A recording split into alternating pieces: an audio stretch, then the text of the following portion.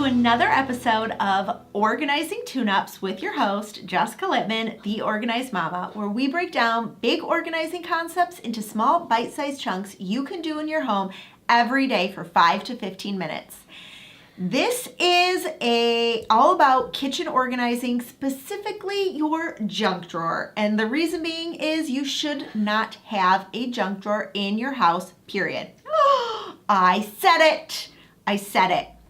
The reason why you should not have a junk drawer is because that drawer is simply something that keeps all of your indecisions. That's it. It's just a big ol' thing, drawer, cabinet, whatever, of indecisions that you have yet to make about keeping or not keeping something that you just don't know and aren't able to decide on. So whenever I say this, I get a lot of backlash, like, oh my God, I can't believe it. I need my junk drawer. I need that. And I'm like, but why is that taking up space in your kitchen? Most of the time, you are complaining. You don't have enough space in your kitchen. You need more cabinets. You need more drawers. You need more space. So why are you letting a drawer in your kitchen be taken up by junk? Like, ask yourself that question. Seriously, why? So for me, I recommend if you need some of those things, then give the drawer a specific purpose. So specifically, when it comes to setting up your kitchen and you're looking and you're like, okay, well, I use Post-it notes and paper and pens and markers because we do our homework at the kitchen counter. Okay, so you need like a stationery drawer or an office supply drawer. It's not a junk drawer because junk stuff doesn't get piled up there. The random keys that you don't know what they do should not go in your office supply drawer.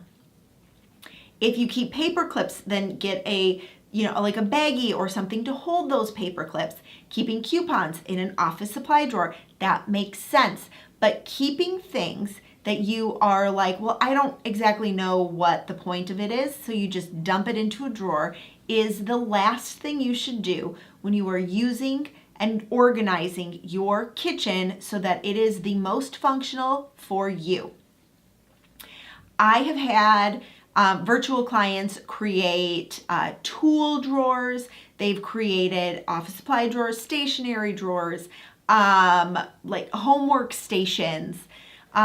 They've had kind of like condiment drawer, all of the things, or like takeout, it's like all of their plastic spoons and forks and stuff that they get from a restaurant have a bag that they go into. The condiments all go together because that's what was the biggest thing that was in their junk drawer. So we gave that drawer a purpose. We also switched where it was, so it wasn't a large drawer, it was a tiny drawer.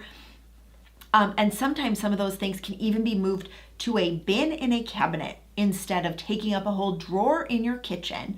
So the reason why I'm like so big on not having a junk drawer is because it is taking up space in your kitchen for an unnecessary purpose, and you can really make better use of that space when you keep it organized and give everything a purpose.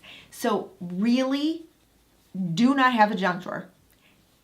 You are going to empty everything out from what is currently your junk drawer, and you are going to give that drawer a purpose. Now, one thing I've seen is that when you are so used to using that drawer for just dumping everything that you don't know what to do with into, that it might be beneficial to you to swap up a bunch of drawers in your kitchen, because when you open that drawer, because it's become a habit, right? So it's become a habit to just dump everything into that junk drawer. But you're changing that, so you have to change the habit. So change what goes in that drawer.